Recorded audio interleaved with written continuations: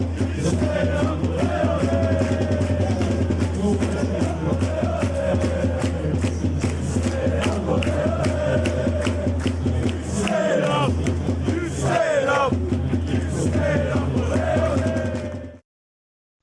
and welcome to a new episode of the Weekly Dartscast in association with Darts Corner. I'm Alex Moss, and alongside me as always the darts statistician himself, Burton, DeWitt. How are you doing? I'm doing all right. Enjoying springtime. How are you, Alex? Doing all right too, yeah. My team Colchester safe in the Football League for another season. The sun's out here as well. Summer's on the way, but it's darts we're here to talk about. And luckily for us, there's plenty of it to talk about. We're going to kick things off with the Euro Tour over the weekend. The Austrian Darts Open, and Luke Littler doubling up his second Euro Tour title of the season. He takes home that coveted green jacket as well. He's into the top 25 in the world. But for our question of the week, sponsored by Condor Darts, we've asked our listeners, we're going to talk about it as well, to look ahead and guess what seed the Nuke is going to be for the PDC World Championship in December. So give us your thoughts, Burton. Where will Luke be in the draw for his Ali Pali Encore 7 months from now?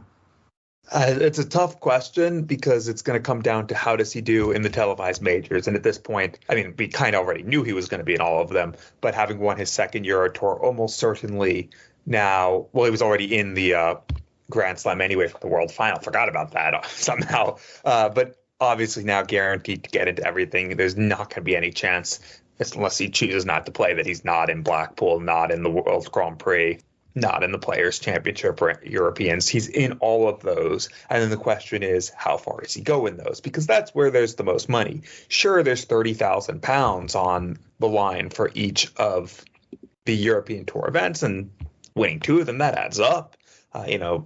He's won £60,000 by winning those two Euro Tours, and we're only a little less than halfway through the season. If he wins another two, that's another £60,000. That's going to keep moving him up the rankings. But the big money and the big leaps are going to come if he can do that same thing in Blackpool, win £150,000 in one of the other televised events, because that's when you can really make strides and make them quickly. As things currently stand, including provisional money for qualifying for the televised events, Luke Littler is now up to the 14th seed, ahead of Gary Anderson, just a fraction behind Chris Dobie. In fact, one more Euro Tour would move him up past Peter Wright as well, and almost ahead of Stephen Bunting. And he's playing better than all those people. I mean, he's playing better than everyone in the world except arguably Luke Humphries so far this year. And if he keeps that up, you'd expect him to go even further. But he's going to need to win a televised event if he's going to start pushing as high as fourth. Right now, it's £117,000. That sounds like a lot. But as I said, that's one televised title. You don't expect that Rob Cross isn't going to do anything the rest of the year. You don't expect that Nathan Aspinall, Damon Hedda, Gerwin Price are going to do nothing the rest of the year. They're going to keep adding money and possibly winning a televised event themselves, which is going to increase what Luke Littler will have to do. But there is that chance, if he can win a televised event, if he can have deep runs in multiple of them, that number 4 in the world entering the World Championships is not unrealistic. It's not an absurd possibility. It will take some work. It will take at least one televised title, and even that might not be enough. But the way he's playing right now, you'd expect him to win a major. He's good enough. He's great enough. Let me not mince words. He's already making our prediction of 8 titles this year look foolish. Might end up being correct in the end, but right now it's looking more close to a dozen or so. If those come on TV, it'll go up, but I think the more likely answer is 5th or 6th, because even with a televised title, you would think Gerwin Price or Nathan Aspinall or Rob Cross or one of those other people just ahead of him will also win a televised title, will also win some other stuff. So I'm going to go 5. I think he'll be the 5th seed at the World Championships, which, again, not too shabby for only having 1 year and one world title, one World Championship appearance, under your belt on the order of merit. Not too shabby at all. And after the World Championships, he could very well be up to 2nd or 3rd. Yeah, it's pretty good going, isn't it? And a lot of our listeners are getting involved in our poll on Twitter with this one as well. 20% are going with 1 to 5 seeding for Ali Pali. 44% of our listeners are going to 6 to 10. 31% are going with 11 to 16, and just 5% maybe Luke Littler's going to take the rest of the year off. They've got him at 17 to 32. And Leon getting in touch saying bound to win at least one major and people like Aspinall and Wright will drop. So fifth, agreeing with you there, Burton. And as you mentioned, as things stand after the weekend, Luke Littler, the provisional 14th seed for Ali Pally, and he is in that enviable position of not having to defend any prize money for quite some time. That run to the final at Ali Pally in January helped him earn that 1 year tour card rather than the 2 year tour card that he won on the development tour. So as well as not defending any prize money in 2024, he's basically got virtually all of next year to add to his tally as well, because he had the UK Open money from last year, $2,500, which was fourth round losers money. He's guaranteed to be there. He's in the top 32, so that's not an issue. So it's crazy to think that first chunk of prize money Luke Littler will have to defend on his ranking will be that $200,000 from getting to the final of the Worlds. But that is looking even further ahead, and the question is, where is Luke Littler going to be seeded for his second trip to Ali Pally at the end of this year? And my initial thought was in that 11 to 16 range where he is provisionally sitting in right now. But the more we see of Luke, and he keeps moving the goalposts on what is possible for someone so young and new to the game. He's winning a title on his Players' Championship debut, did that again on the Euro Tour. He's just won a second title and on the Euro Tour in just 3 appearances. And we talk about records in the game all the time. He smashed the record for the fewest Euro Tours played in to get to 2 titles. That record was held by Phil Taylor, who played in 7. And I think that's a record that's going to stand probably forever, because you can't imagine a player's going to make their Euro Tour debut, win the title, and then win the next one as well. I can't see that happening anytime soon. But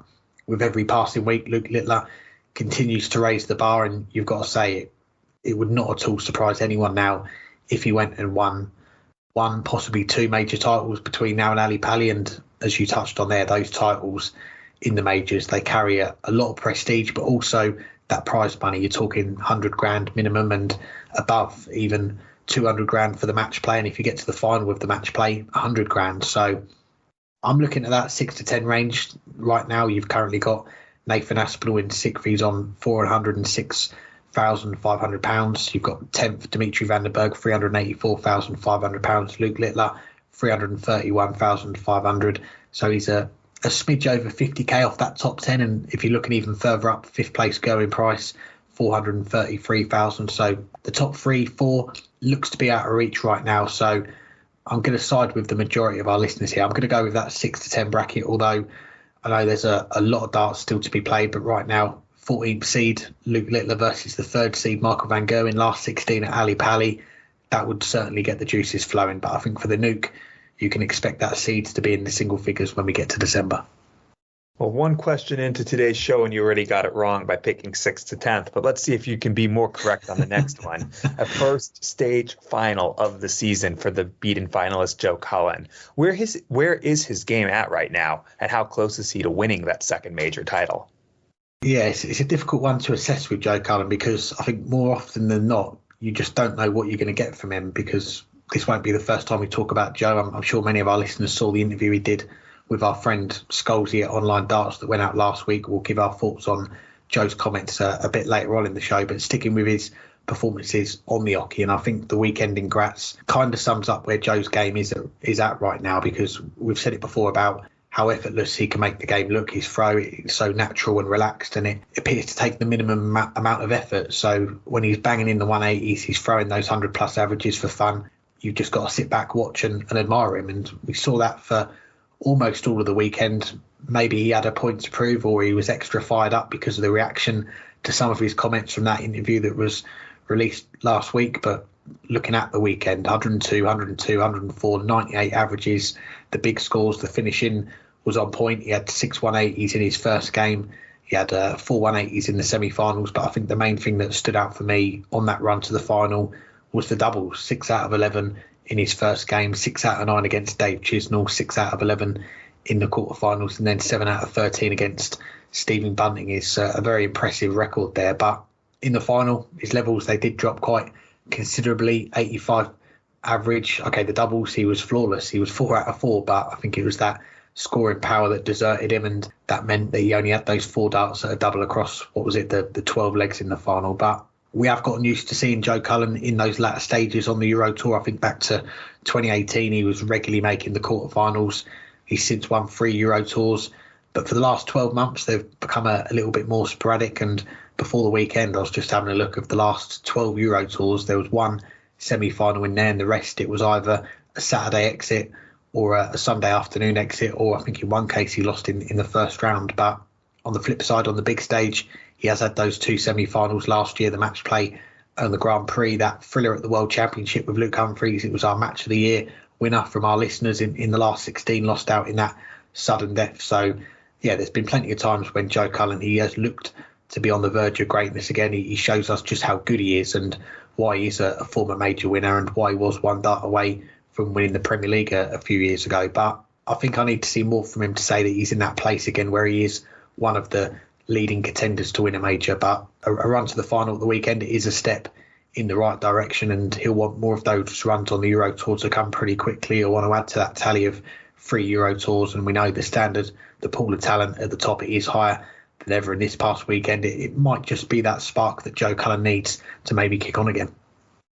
I think this season so far, and it is still fairly early, only in the beginning of May, we have had one televised ranking major. We've had only 5 of the 12 Euro Tours. We've only had a fraction of the Players' Championship events. So the season is still early. But from what we've seen over the first 3 months, there's been a very noticeable regression for Joe Cullen. And a lot of the concerns we had with him 4, 5, 6, 7 years ago when he was in that, I won't say the early parts of his career because he's been around for so long, but in that second stage of his career where he was starting to occasionally win Players' Championship events and threaten deep runs, was his consistency and the fact that he didn't have a B game. He would average 104 one match and 84 the next. And that was happened for an extended period of time. But when he started to really get back into the top echelon, when he won the Masters, when he was winning those Euro Tours that you mentioned, he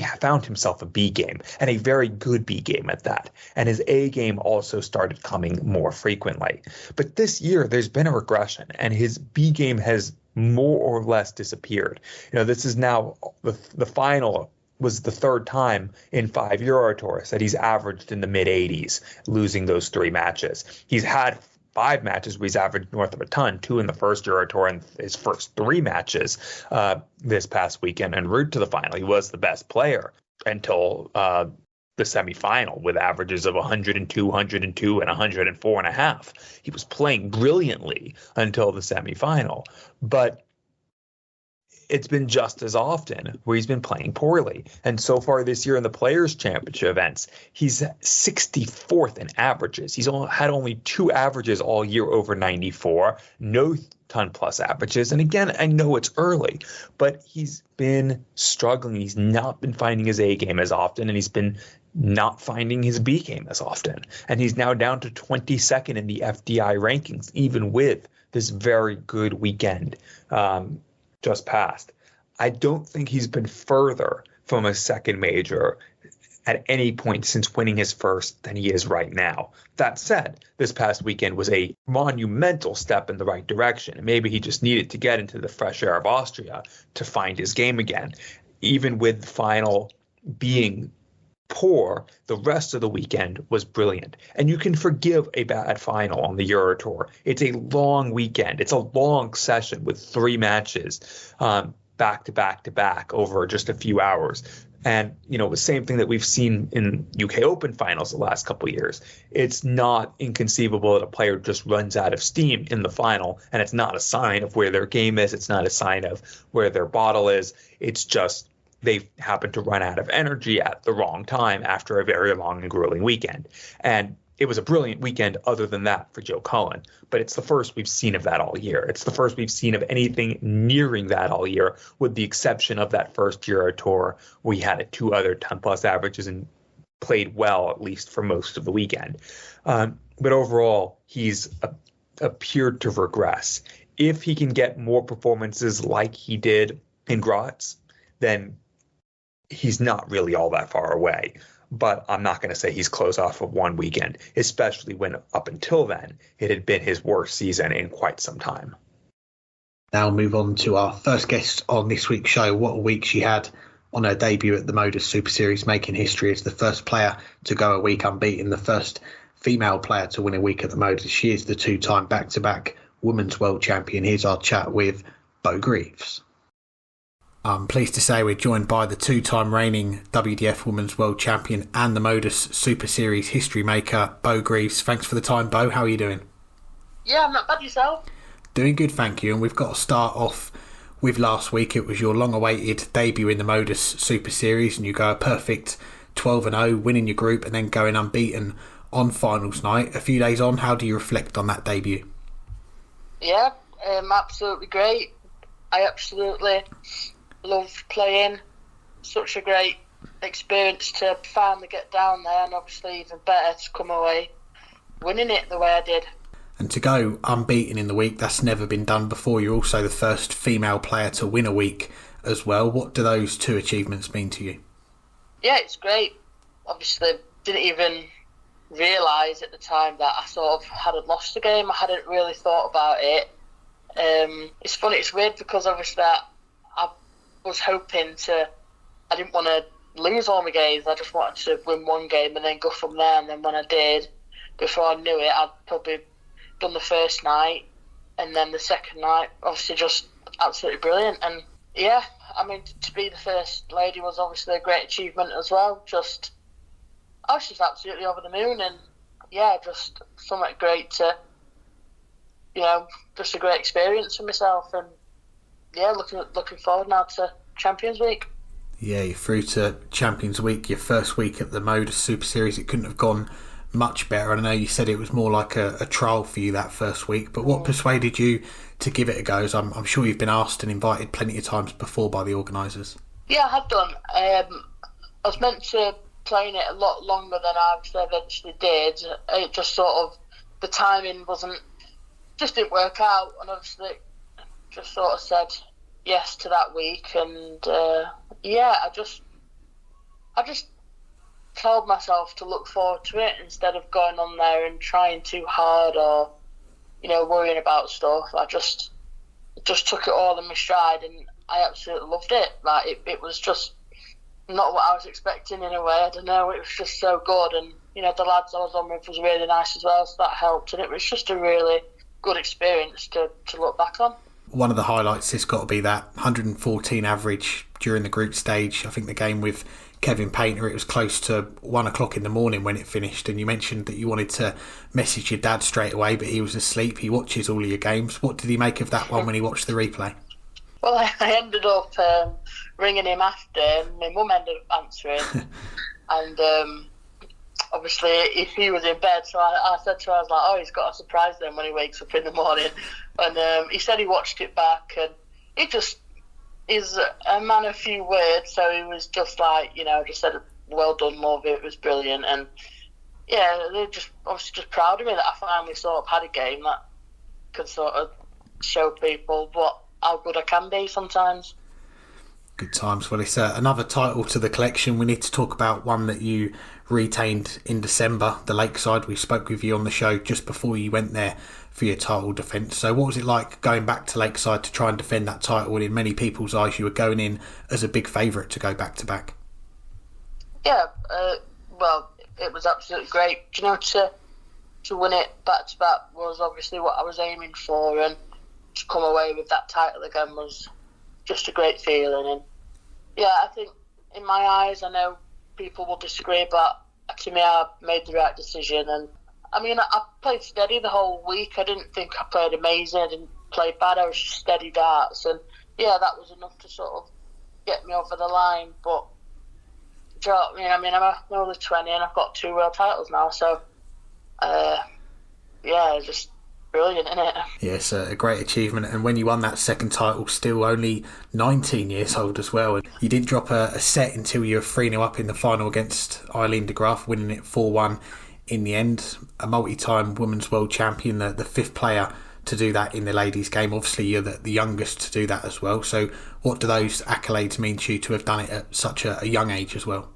Yeah, it's amazing, but I think that they don't really hit me until someone will tell me what I've done, or someone will tell me, oh, you've just done this or done that. I think because I've been doing it at such a young age, obviously the whole time playing darts, I don't really think about that stuff. I more just try and enjoy it, and I think if I started to think about what I could achieve and all that, it'll just probably ruin it for me. So, but it's absolutely great. Do you know what I mean? I know what I've done, and I am just proud of myself to sort of, just get on the stage on the telly and that, and it's just sort of to play well, and obviously to come away with another world title was, it's just amazing. There's just no words for it, really. Well, we spoke about it before you went back to Lakeside, that you had to choose between the two World Championships. I'm assuming after Lakeside you were watching Ali Pali and you saw Luke Littler's run to the final. What did you make of that?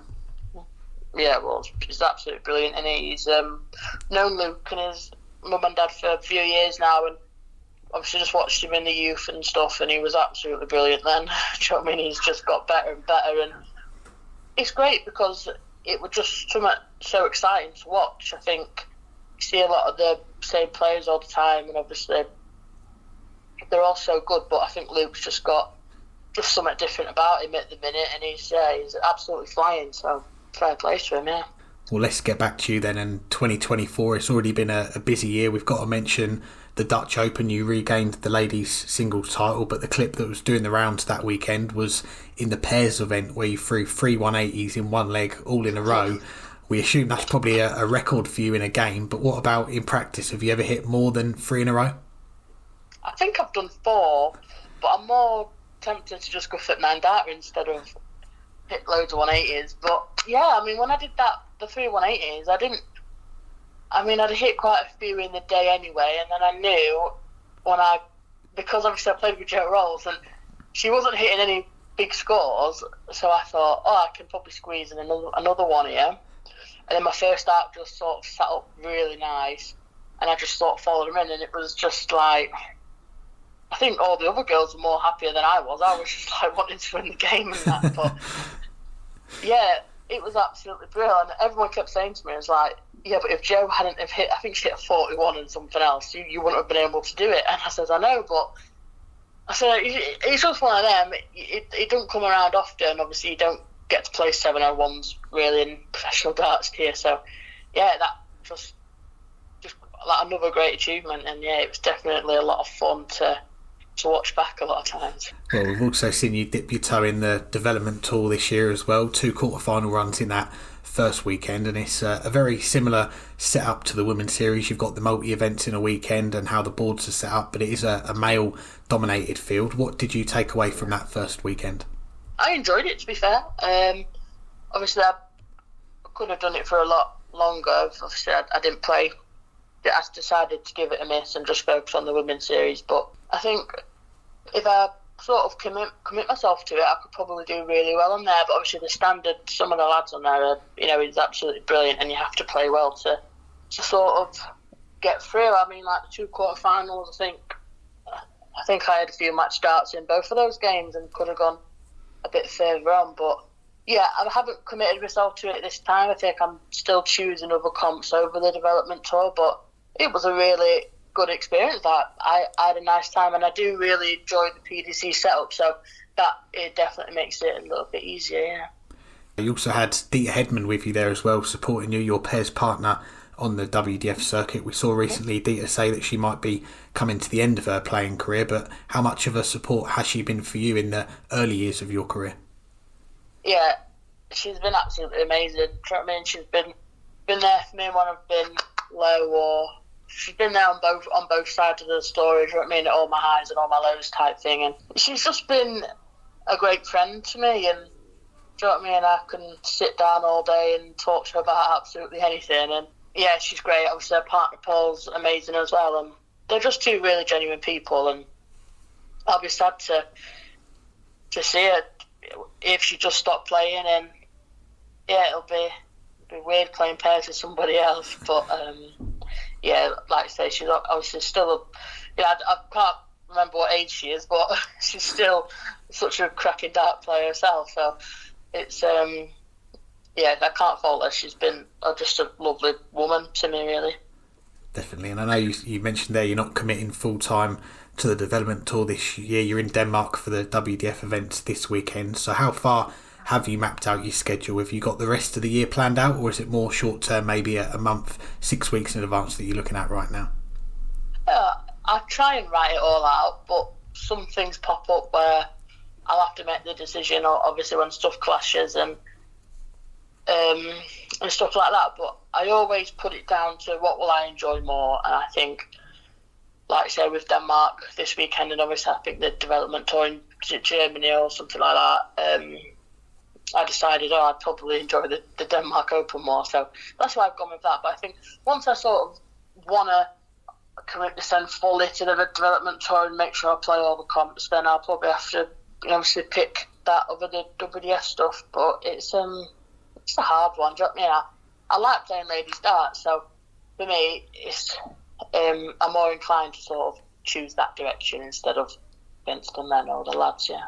Well, speaking of ladies darts, let's get on to the women's series this year. 2 titles, 2 finals from the last weekend that we had, and there's not much that you haven't done on the women's series now, but one of those titles, winning it without dropping a leg, 31 legs played, 31 legs won, that must have been pretty special to do that. Yeah, it was great. I started off the comp a bit nervous and a bit shaky, and then I settled in a little bit more towards the end of it. But Bobby said to me, I came back from winning a game, and then Bobby said, "You've not dropped a leg yet." I says, "You what?" I says, "Yeah, I have." So I made her go on Darts Connect and check it, and then obviously when it was come up that it was all noughts at the side, I thought, "Oh, bloody hell!" And then I don't know at what point that was, but then I just thought I completely forgot about it.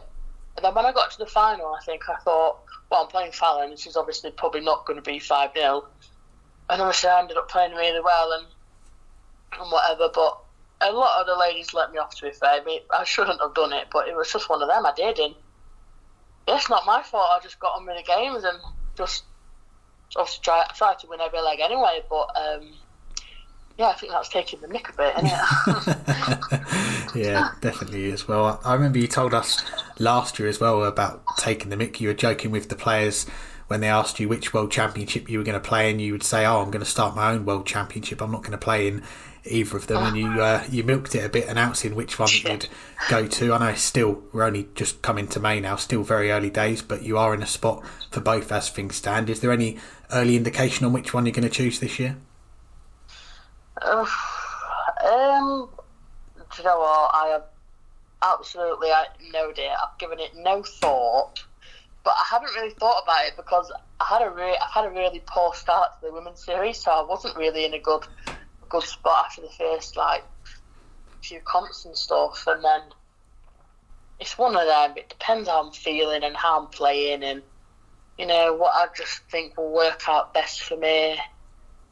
It's a tough one because when I won my first Lakeside, that Lakeside tops everything I've ever done. I absolutely loved it, and I think the second Lakeside wasn't as enjoyable for the whole other side of it other than darts, and I think maybe I should probably think about that side of it. But I do love playing at Lakeside, and it would kill me to sort of have these back-to-back world titles and then not try and defend them. I think maybe if I went to Lakeside this year and lost, then I'd maybe think, right, I'll try and qualify for Ali Pali the year after, and I'd probably do it like that just to see what would happen. I think it'd be a shame to miss a world championship, play in Ali Pali, most likely get beat, and then also lose my world title like that, my world title defence that way. I think that would be a shame to do it like that. So, but it all depends on how the year goes and what happens. Yeah, and luckily you've got at least 6 months of thinking time to make that decision if you have to make that decision. And one of your interviews as well, I was listening on the Super Series last week, you said about you wanted to maybe win a few more world titles in the women's game. Do you have a number in mind? Obviously still only 20, so you've got a long career ahead of you, but Trina Gulliver's record of 10, is that something that you look at? Not really. I think, I'm just not a big one for records and that. I think I'm just more just for my own sort of enjoyment and my own way of doing the game, and I don't really look at Trina and think, I want to do that. I think what Trina did was amazing, and that's hers. forever type thing. But it's one of them. If I keep playing, then I don't see why I couldn't get to that number. But I mean, I'm not gonna think too far ahead because obviously you never know what can happen and stuff. And like I say, if the ladies' game keeps getting better and better, then it's obviously going to be a lot harder. So, but yeah, I definitely just like to win a few more.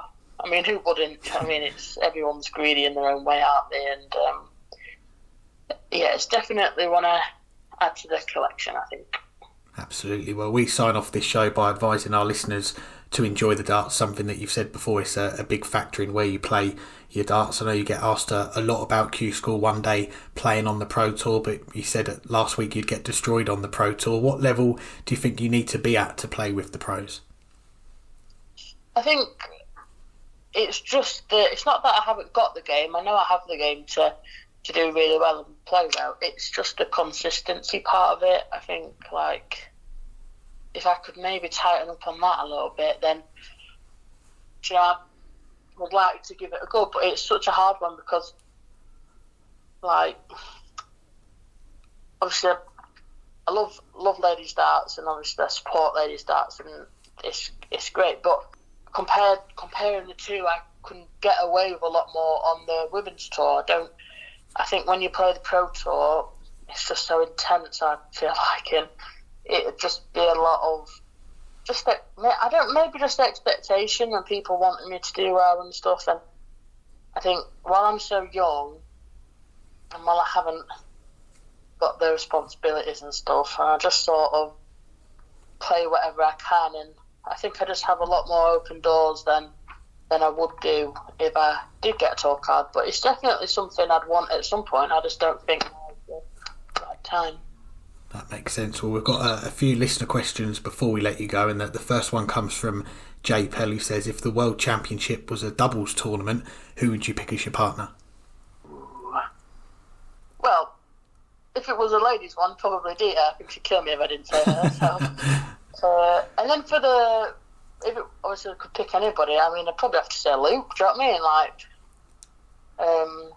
Luke Littler or Luke Humphries, I think they're both great, and the two I enjoy watching the most. So one or those two. Yeah, that'd be a strong lineup. The next one comes from Till, who said, and you've had some great battles with her over the last few years. What are your thoughts on Noeline van Leuven? Yeah, I mean, great player. Do you know what I mean? I get along with her really well, and she's one of them absolutely so hard to play but so talented as well. And obviously I think she's just got a call up for the Pro Tour as well, so it'd be interesting to see how she gets on and stuff. And listen, good luck to her. Do you know what I mean? She's a nice girl, so I wish her all the best. And the last one comes from Connor Kane, who said, would she consider herself the greatest women's player of all time already? No, probably not. I think I've got a lot more years to go before I can say out like that. But I'm definitely one of the best, I'd probably say. But I think that's quite a big title to have in it. And yeah, I wouldn't ever call myself that. So I'll let other people decide, I think. That's fair enough. Well, one person who is calling you that is Dee Hedman. I know she called you the GOAT, and she said you're the most talented woman she's seen in darts in nearly 50 years. So, yeah, enjoy your weekend with Dita in Denmark, and congratulations on the last achievements, winning the Lakeside again, the MODUS Super Series, and wish you all the best for what else is to come in 2024. Thank you, love. Thanks again to Beau for joining us, and we'll continue the show with a look ahead to the World Matchplay. We've got 9 events left now before the cut-off for Blackpool. So what are your thoughts on the current state of play in that race to qualify for the Winter Gardens? Every year it's exciting. There's been a couple years where it's been a little less so, where there really was a gap between the last player and everyone else, or it was really just a race of 3 players for 2 spots.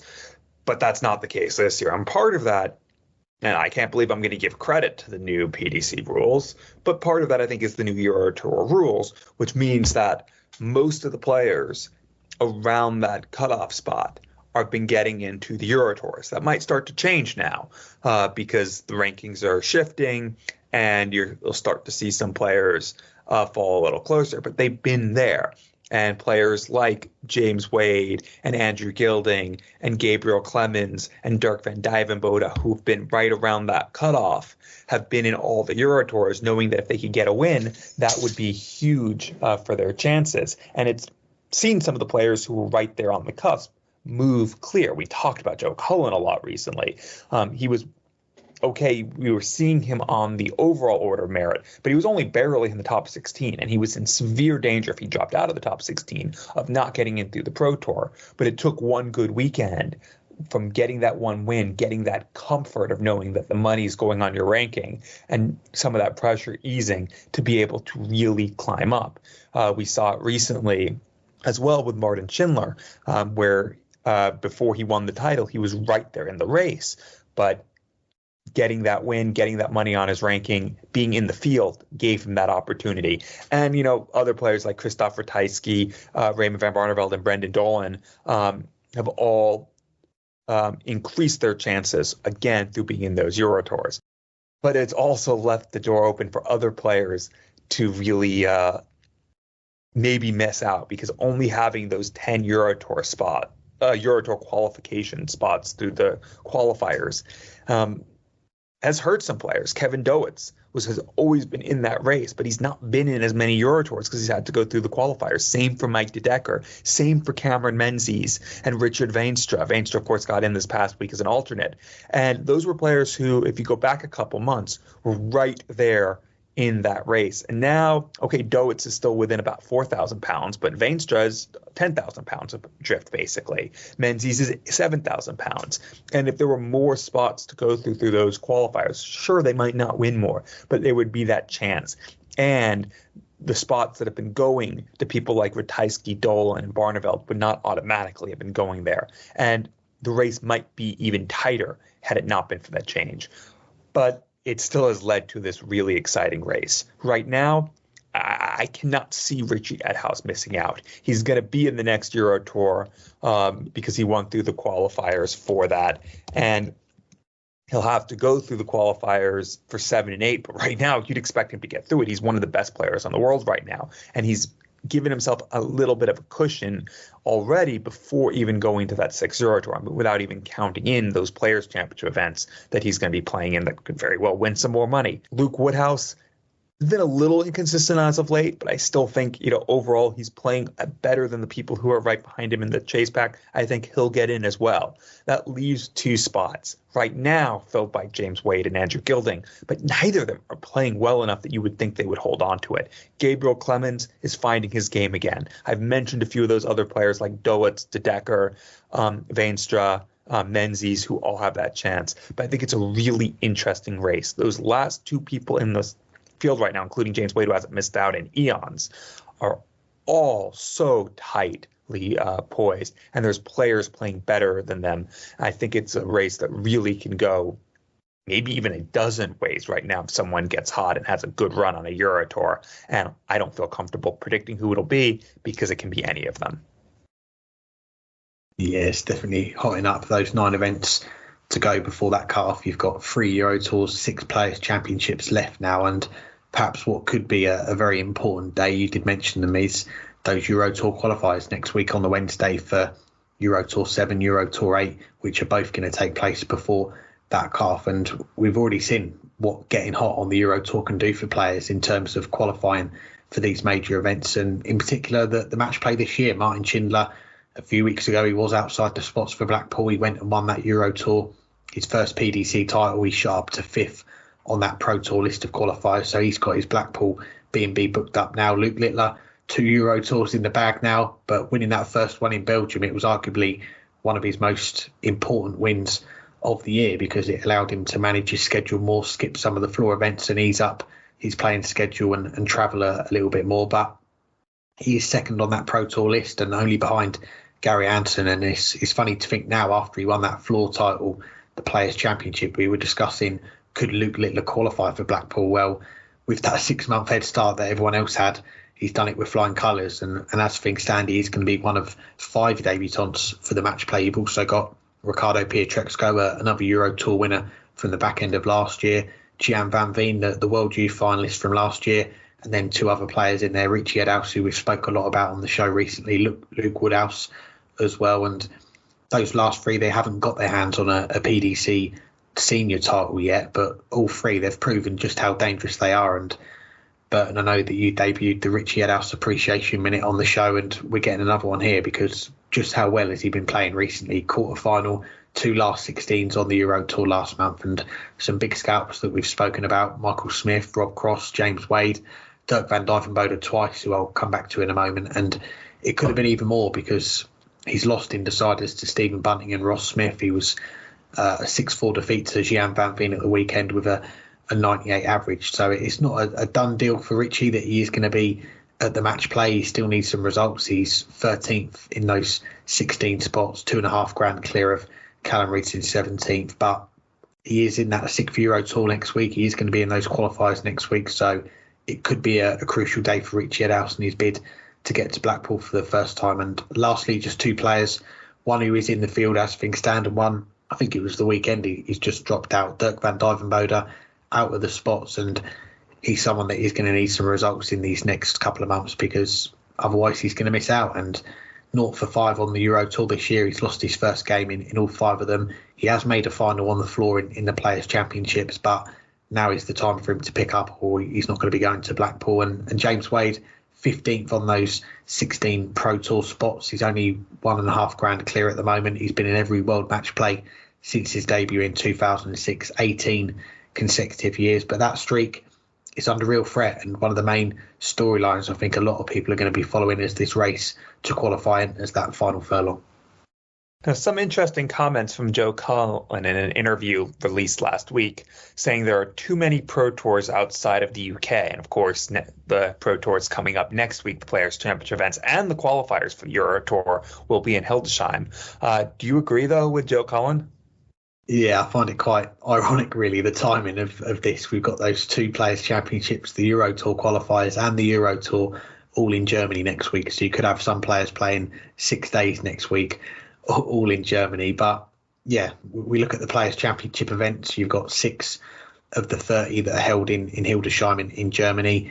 He said that there's no point, given that the rest are held in the UK and that these events are not played in front of a crowd. He also said that he praised the Euro Tour, which is part of the Pro Tour, and says he loves going to Germany to play in front of crowds and going to other countries as well. And, you know, he's doubled down on it as well on Twitter, saying that the UK is the home of the PDC. There should be more events there. And if he joined an Australian tour, he wouldn't moan that there was no events in the UK because he knows what he was signing up for. So it's, we love seeing players come out and give their honest opinions, and, you know, everyone is welcome to their own opinion. And he's come back on social media after a little bit of a break as well. And he's received a lot of flack for his comments about the Pro Tour. And, you know, we're looking at it from a neutral perspective. I'm not a professional player based in the UK or in Germany or the Netherlands, so I've not got a horse in the race as such. But looking at the calendar, you've got those 30 Players' Championships, 6 of them in Germany.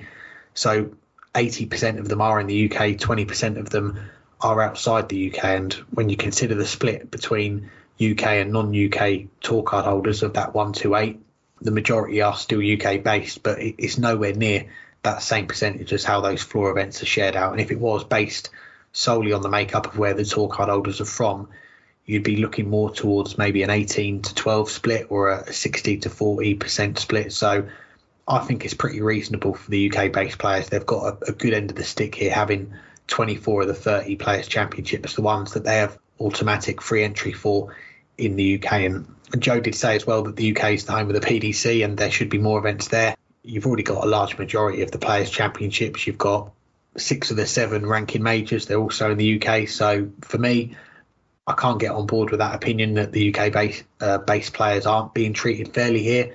One thing I would say, though, and it's where I wouldn't mind seeing more UK events added to the calendar, and it's something that Paul Nicholson brought up recently about the lack of stage events in the PDC in Wales, Scotland, Ireland and Northern Ireland. And I think the idea of expanding the Euro Tour or including those 4 countries to the Euro Tour calendar, I think that is a great idea. And you could have it like a home nation series. You could have a bonus to any player that wins all 4 of the events, something like that. But I think that's something that I could definitely get on board with. And I'd be surprised, given the recent rise in interest in darts that maybe the PDC aren't in talks about doing something along those lines in the future. But bringing it back to Joe's comments, saying there's too many Players' Championship events in Germany and there's no point because there's no crowd and the UK is the home of the PDC. Well, yes, it was born in the UK, but the PDC, they want to make the game global. And I think you're going to see more events pop up on the tour that are outside the UK. So for Joe, I'd say enjoy this current schedule while you can. I think there is a little bit of merit to some of what he said, even if the actual overall point I don't agree with. It's, as you said there, Alex, it's not a British circuit, even if there was his Freudian slip of calling it the BDC, or at least it sounded like that in the closed captioning, said BDC, not PDC. It's not the British it's not the British darts circuit. It's the professional darts circuit on a global level. And what that means is there needs to be events for not necessarily everywhere in the world, but as many places as possible where a significant number of the tour card holders hail from. And right now, there's nothing in Australia or New Zealand other than the World Series events. There's nothing in North America other than the World Series events. There's nothing at all in the Philippines or East Asia.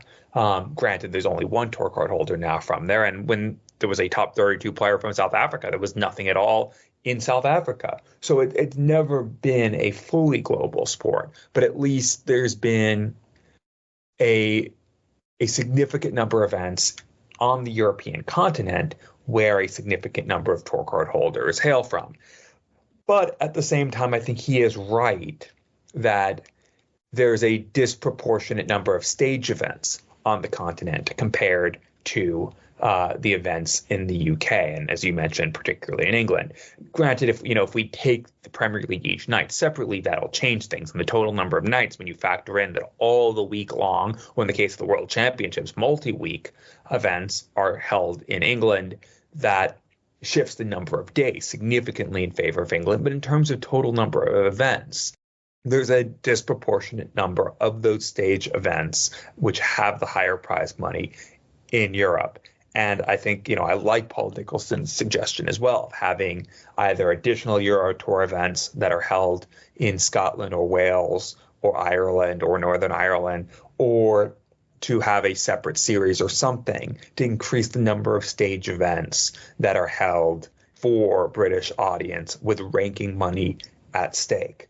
But I think the converse of that is also true, that there should be a more number of Players' Championship events moved outside of England to where the rest of the world is. And I think at some point, it might still be a few years off, but at some point they should go back to the way it was 15 years ago and have a set of Players' Championship events in North America and a set of Players' Championship events in Australia and a set of Players' Championship events somewhere in Asia, because there are players there, and that will only increase the number of such players who decide to give the tour a go, especially once we reach the point where there's at least some sort of money just for being in the field, even if it's just £250 for showing up, to at least cover some of that airfare. I think that will eventually come. I think the days of 80% of the Players' Championship events being in 3 different venues in England is coming to an end.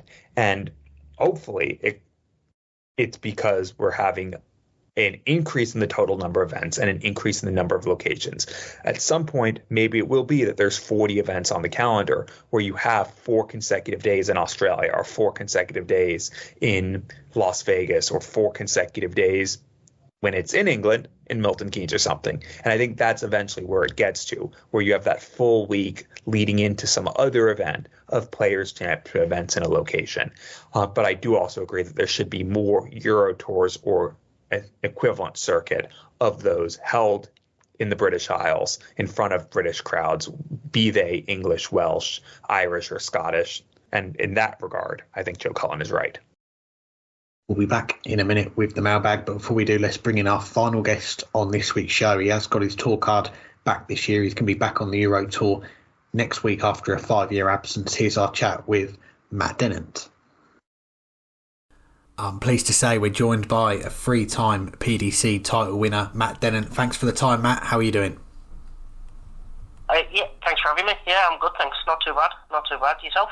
Doing good, and it's good to get you on. We're talking ahead of a busy week coming up for you and a lot of the players on tour. 2 Players' Championships, 2 Euro Tour qualifiers in Hildesheim. Then it's going to be your return to the European Tour stage in Kiel on Friday. How much are you looking forward to this week of darts coming up in Germany? Yeah, it's a big week, isn't it?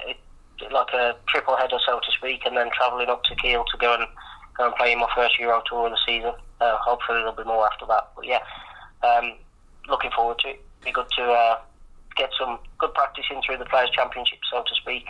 Try my best there, and then obviously try and take some form and push on for the Euro Tour.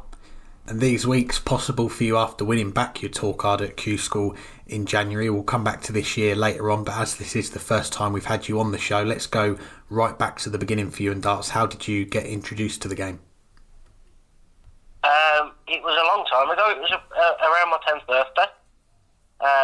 My dad played and kind of said I wanted a dartboard for my birthday, and then it got from there. Played my first game for the pub when I was 10, and obviously it just snowballed effectively from there. Started playing the PDC Youth Development Tour back in around 10, 12 years ago, something like that, and took the steps up through the Challenge Tour and onto the Pro Tour. Well, I've got to ask you there about playing for your pub team at 10 years old. I don't know how much you remember from that time, but it's not usual we see players that young playing in a pub and for a team. Do you remember much from that time? I don't remember too much. I remember E180 in my first actual game. I had a standing ovation in the presentation and that type of thing. But I don't remember too much of playing when I was that young. And it was more kind of as I got a bit older, that I realised I was good enough to take the next steps. Well, fast forward to now, still only 32, but you've been playing, as you mentioned, in that PDC setup for more than a decade now, going back to 2011, 2012, playing on the Youth Tour, what is now known as the Development Tour. What are your memories of those early days on the PDC circuit? It was good, and it was an eye opener, to be fair, because it's one of them situations where you think you're playing darts at a pretty good level, and then you go and you see some of the names and some of the results and some of the spankings you take almost, and it's all just feeds the hunger, and you keep pushing and keep trying to take that next step. I remember having a couple of good runs. Finally, my first full year, I think it was, won one the following year. So some good memories from the Youth Tour, and obviously meeting a lot of people who I didn't know, because I never played darts in the county scene or the BDO youth back then. So it was meeting a lot of new people for me as well at that time. And you mentioned that final on the Youth Tour in 2012, 3 quarterfinals that year as well. We then see you make the plunge, enter Q School for the first time in 2013, just a few months after that final. Was it those runs on the Youth Tour that gave you that added belief to try and make that step up to the senior level? Yeah, effectively. Yeah, because it was one of those situations where if you can perform there in that pressure, in that environment, then it's pretty much no different doing it at Q School. Was my thought process at that time, heading into it for the very first time. So yeah, I just thought if I'm good enough to do it on the Youth Tour, then I'm good enough to do it on the Q School and whatever else after that. And back then the tour, it was still running the old UK Open qualifiers for tour card holders, and they were also open to players that went to Q School as well. What was that experience like, walking into that room with all the big names there and being a part of those tournaments? The very first time was kind of surreal. Looking in, going into the room, and it's all the players that you watch on TV over the years, and it was quite surreal and daunting. And then obviously, as soon as you get onto the match situation, you forget all that and your head's down and you're just throwing your darts. And although you missed out on a tour card that year, 2013, it was still a big year for you, qualifying for your first major at the UK Open. And I was looking earlier, you've actually played the UK Open in 3 different venues. You played the last one at the Reebok, you've played a few times at Minehead, also the year it was in Milton Keynes with no fans, so 3 different setups. Do you have a favourite? My favourite was the Reebok when it was in Bolton. I preferred that to any of the other venues, just because it was quite intense in the room, with everybody being there together. The main stage was in the room, obviously, with the sideboard, so that was quite intense. That was my preferred out of the 3 venues for the UK Open, anyway. Yeah, it's been a popular answer from the players that we've spoke to. And another milestone ticked off in 2013, your first PDC title on the Challenge Tour, beating Max Hopp in the final. What did that win mean to you at the time? It was kind of a confidence builder, and just reconfirming and showing myself that I was good enough to keep going and keep pushing and take those next steps. And obviously, Max is a superb player, isn't he? So it was good to beat someone of that calibre in a final. Well, you get to a final, you're pretty much going to be playing a superstar anyway. So to beat someone of that calibre was good as well. Yeah, great win. And fast forward to 2016, at the 4th attempt, you win that tour card at Q School, finishing 12th on the Order of Merit. What was that final day like, and the moment that you found out that you had secured that tour card for the first time? That final day was just nerve-wracking. When I was out and just waiting for the results to tick along, I was more nervous waiting than I was playing through any of the games. It was a kind of a horrible hour or so waiting for those results to come in, and then once it was confirmed, it was just elation, because that was what all the hard work had been put into to get to that stage. I know obviously it's even harder then once you get there, but that was everything was to get to that point. So it was an amazing moment, amazing feeling. I was reading one of your interviews from back then after you got your tour card up in Q School 2016. You said that you always believed that you had the talent, but with the standard in the game, you did need that little bit of luck. But how do you reflect on that first run with a tour card? How much did you learn from those 2 years?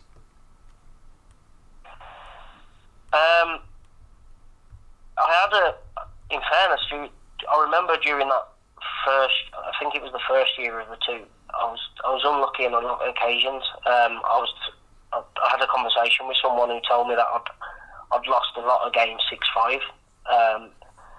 So again, it shows that you're good enough to hold your own in a game, and kind of unlucky in a few key situations. So that then meant there was a lot of hard work to do in the second year to retain the tour card.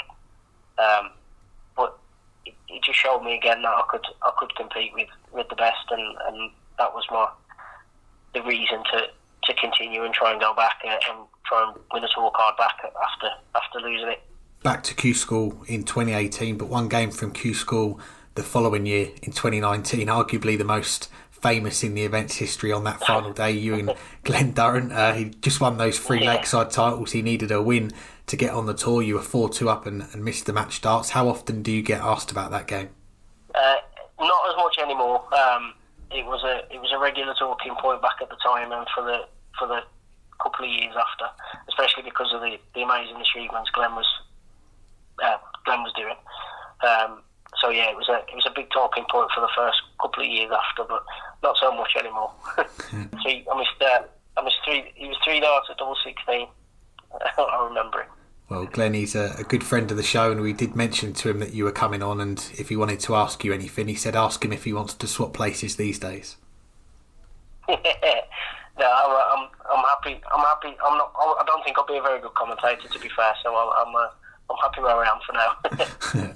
Fair enough. Well, after that, you had a few more titles coming your way on the Challenge Tour, one in 2020, another in 2021, getting back in that winner's circle in the PDC. Did that give you an extra bit of confidence that one day you could make that jump again and regain your tour card?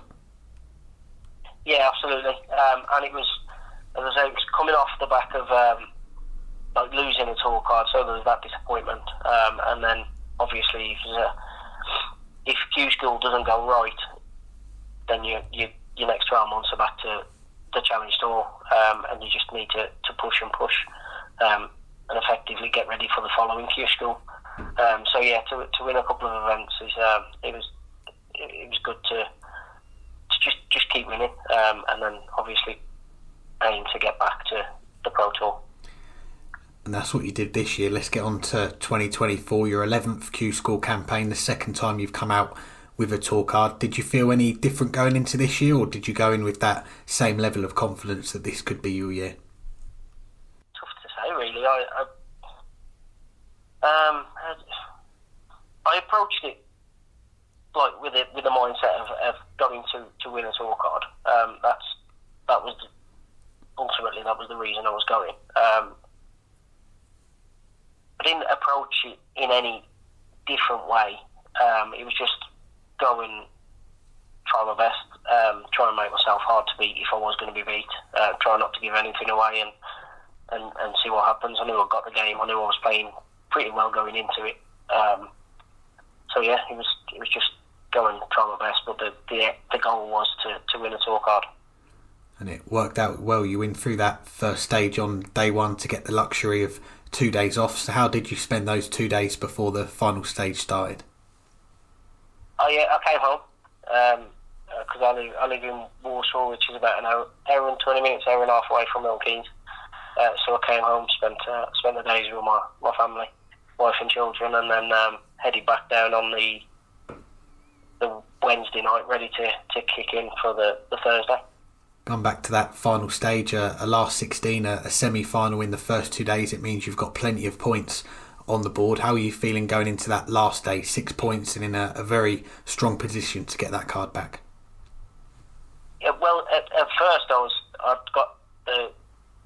felt I was a bit disappointed because I'd lost to Steve Lennon on the first day in a topsy-turvy game. I was in a good position, and then it kind of went wrong.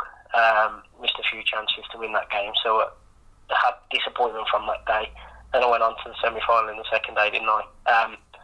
Third day I didn't actually win any points, so I wasn't sure on what the situation was on that final day. I knew it looked good, but in my mind I still needed to win a point to secure it at least, and then managed to get through the first game with Reese, which kind of helped because I knew Reese was one of the ones breathing down my neck almost, and just went from there. Yeah, another semi-final on that last day. You end up topping the Order of Merit, 10 points to get your tour card back. 8 years on from the first time you got your tour card. How different did it feel this time round compared to that first one in 2016?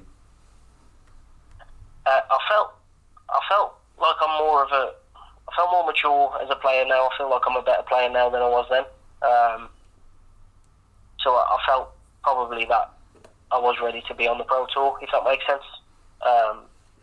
So yeah, I was happy to have got the tour card, but I knew straight away that now was the time to start putting the hard work in again, because it's hard to get on the tour, but it's even harder to stay on it with the standard of the players nowadays. Definitely, and I read when you first won your tour card, you said about your dad, Gary, he'd take you to all the events. He said that he was your taxi. He's a sponsor of yours as well. How much of a support has he been over the years, and is he still your personal chauffeur? He does. To be fair, he does come with me to a lot of the events. Yeah, he's coming with me to Germany next week. He still does sponsor me, but I've got a couple of other sponsors who are really good support, Dunvegan and Unicorn, and I've got massive support from home, from my wife and my children. So I've got a good support network around me, and that helps massively to go on and just try and play the game, because it's a tough game to play anyway. So to have the good support around me from all of those, it makes that bit a little bit easier. Good to hear. Yeah, I was going to mention Unicorn. Just a few weeks after Q School, you signed up with them as your new darts manufacturer. They're one of the most recognisable brands in darts. So how did that come about, and what's it been like working with them so far? It came about with through Dunvegan. Steph and Tommy gave me a call to let me know. They introduced me to Jack and had a chat. But it's just massive to have like the backing of an iconic darting brand is huge, and they've been amazing up to yet. Everything I've needed, Jack's been amazing and sorted out pretty much instantly. So I can't thank them enough so far. And it's obviously I need to try and repay that favour and push up the rankings. Well, a few more before we let you go. Let's look ahead. As we mentioned earlier, you're back on the Euro Tour next week, your first one since 2019, and I was looking at how you qualified a 99 average to beat Mervyn King, a 6-5 win against Luke Woodhouse, a couple of the games in there. Just how tough are those qualifiers, especially now there's just half the spots on offer? Yeah, it's really tough when you take into account that there's players there that is seeded for the qualifiers. But where they sit in the rankings, it's unreal to think that they're trying to qualify. So yeah, they're really tough. But it's kind of just trying to approach them as any other game. We've all got 3 darts, haven't we? And it's kind of whoever uses them best. Try my hardest, and try and make them play well to beat me effectively. If that is what would happen. So yeah, it's a tough environment to try and qualify for a Euro Tour event, but that's what the situation is, and happy enough to get through to the first one for next week, and there's still a few more to go this year, and so hopefully I can get another one or two. Let's hope so. And with these Euro Tours, you do get the walk-ons, the big introduction. Your nickname is the Scholar. Talk us through how you got that nickname. It was from a previous sponsor, because I got a degree from university. Didn't have a nickname at the time, so it didn't kind of feel like I needed one or anything. So I never thought about that. And he suggested it, and it stuck at the time. So yeah, that's where that came from. Fair enough. And lastly, beyond next week, what are the main goals then for the rest of 2024? Because I imagine a first trip to Ali Pali, making that debut at the World Championship, that's going to be high up on your list to try and tick off. Yeah, that's the ultimate end goal for this year. Qualify for the Worlds, and it's just keep improving, keep trying to get there, keep trying to climb the rankings, and yeah, just keep improving and keep picking up ranking money, keep ticking along, and yeah, as I say, the ultimate end goal is that Ali Pali spot. Well, Matt, it's a pleasure to get you on the show. We do appreciate you giving us some of your time. All the best next week in Germany with the floor events, the Euro Tour, and what else is to come in 2024 as well. No worries. Thank you very much for having me. Anytime. Thanks again to Matt for joining us, and we'll finish up the show with the mailbag. We've got a couple of questions before we go, and the first one comes from Average Latifi fan, who says, why is Bunting the GOAT? Because who else could possibly be the GOAT? Mark Walsh? No way. Kostompe? No way. Who's better than Bunting? He's won a Lakeside. He's won the Masters. He's won all of our hearts over the past dozen years or so. He is the GOAT, and we don't need to know why. We just need to accept the fact that he is. Very good. And I was going to say, have you not seen Stephen Bunting's TikToks? But no, in all seriousness, how many players have won the World Masters in the BDO and the Masters in the PDC? There's only 3 players, Phil Taylor, Michael Van Gerwen and Stephen Bunting. So just on that metric, Stephen Bunting, he's in the top 3 of all time. And Bunting, he's done what Phil Taylor and Michael Van Gerwen haven't done, and that is defend the World Masters. He won it in 2012, he won it in 2013, and that second year did it without dropping a single set. So that is GOAT territory, isn't it? Winning a title without dropping a set. Then he won the Lakeside, he made that jump to the PDC, got in the Premier League, got in the top 16. During lockdown, he created one of the most iconic videos in the history of not just darts or sport, but of anything. That Bring Back the PDC video is darts heritage, and he's grown a legion of followers now. He's got that major title in the PDC that many people thought he deserved to get, his talent deserved to get, with that Masters win earlier this year. And yeah, I can't wait for the darts world to go Bunting mental again. And based on last week's show, we were doing our Euro Tour next first time winner predictions. Burton, you went with the bullet, so if your prediction is right, maybe that is not too far away from going Bunting mental again. So when it does happen it'll just be another reason to add to the list of why Stephen Bunting is the GOAT. Yeah, and I do want to add one more thing. You brought up a very good point there. And for some of our listeners who might be a little newer to darts and never watched the World Masters back in the day, winning without dropping a set, I think, is even more impressive because the sets there are best out of 3 legs. All it takes is someone to hold and then break you, and that's the end of the set. So just winning 2 consecutive legs would drop a set, and he didn't do that the entire tournament. I think that's more impressive than doing that over a best of 5 set thing. It is one of the more impressive things ever to happen in darts. And most of my answer, obviously, I was just joking around, but I think that is a truly impressive accomplishment. Our last question, though, this one comes from Darts the Singer, and he asks, is Luke Littler going to top Rob Cross's debut season?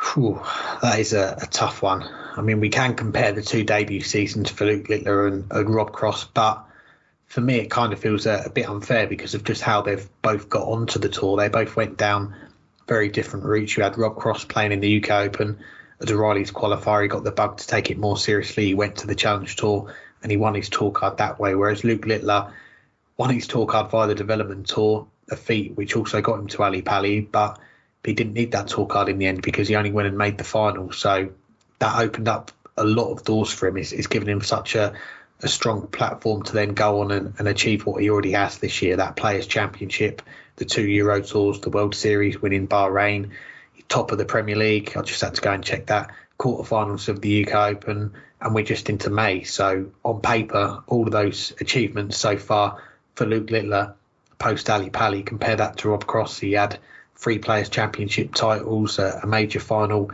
at the European Championship, but he capped it all off by winning the big one, beating Michael van Gerwen in the semis, beating Phil Taylor in his last World Championship in the final on consecutive nights to win the World Championship. And that single achievement alone is going to take some topping. So for now, I am going to side with Rob Cross, but as we know, the sky is the limit for Luke Littler. He could well win multiple majors by the time we get to Ali Pali, and you just wouldn't put that past him. So the sensible bet would be to say Luke Littler is going to top Rob Cross's debut season, but if he doesn't win the World Championship at the end of it, how heavily weighted are we going to put Rob's world title in the argument? So would Luke need to win 2 or 3 majors to surpass the 1 world title? Yeah, it's certainly an interesting discussion. So let us know your thoughts. I think he already has topped Rob Cross's debut season, at least if we look up and exclude the World Championship that followed it, because I think in order to top the season, he has to win the World Championship. That's the ultimate goal. That's the ultimate prize. That is what you compete for. And Rob Cross did that. So unless Luke Littler wins the World Championship, on that regard, you can't say that he topped it. He didn't get that ultimate achievement. But everything beyond that, I think he already has. He's won 2 Euro Tours. It took Rob Cross 7 years to win 1. Granted, he made a bunch of finals. Granted, he won 2 European championships. He won the European Tour final as a result, if you want to call it that. But Luke Littler from 3 Euro Tours has won 2. He's won a Players' Championship event. He's lost one of the greatest matches ever at the UK Open, going out in the quarterfinals after a very good tournament there. He's going to be considered among the favorites for each major for the rest of the year, if not the favorite. I think he's already done as much as Rob Cross did across that debut season, excluding winning the World Championship. But at the end of the day, the World Championship is the most important thing. It's the one thing that really matters. Rob Cross won that. So if Luke Littler is going to top it, he's going to have to win the World Championship. And I don't know yet if he's going to do that. So like I said, for many of these questions today, it's been an I don't know day. We'll finish with an I don't know answer. Anything else for this week? Do you know? I don't. No, I don't know. Thank you to our guests. We always say that, don't we? Let's go with that one. Thank you to our guests for joining us, to Beau and Matt for their time, and shout out to the guys at Unicorn for their help in putting us in touch with Matt as well. We're up to 114 of the 128 tour card holders to have been a guest on this show, so 14 to go. If you know any of the players that we haven't had on yet and you want to try and help us get them on, that would be very appreciated. So we're going to try our best to try and get them all on before the end of the year and complete the whole set. Big thank you to our sponsors as well, to Darts Corner and Condor Darts, for their continued support. Links in the description, so do go and check them out. Thank you to everyone as well for listening. We appreciate the support, and a shout out to our listeners who got involved. We did a little prediction competition on Twitter on Sunday. We asked you who's going to make the final on the Euro Tour, who's going to win it. Lots of you going with Luke Littler to win it, but you didn't get the right runner-up. But we've got to give a shout out. He got the result the wrong way round, but he did get the 2 finalists correct. He had Joe Cullen to beat Luke Littler, and that goes to Dodge on Twitter. So congratulations to you. Almost right. We are going to give you a shout out though, because you did get the 2 finalists right. But keep an eye out on Twitter if you want to get a shout out on the show. We'll be running these competitions plenty more times, so there's always going to be a chance to get your name mentioned. And if you want to get a question into the mailbag that way as well, get your name read out. But until next time, only one thing to do, and that is to enjoy the darts. Didn't know you were going to say that. I know nothing this week. Yeah, no, as we discussed just a few questions ago, we're getting close to the World Matchplay. I love the race to Blackpool almost as much as I love the event in Blackpool itself. It might not be as glamorous as September and October when there's a major event on the telly every weekend, but there's so much going on right now. It's one of the best times to be a darts fan. So let us know your questions. Let us know anyone else you want us to get on. Let us know what we don't know, because apparently, as I said a bunch today, I know nothing. So I don't know, but Alex might. So let him know what you want us to know, and we'll be back next week to discuss all that.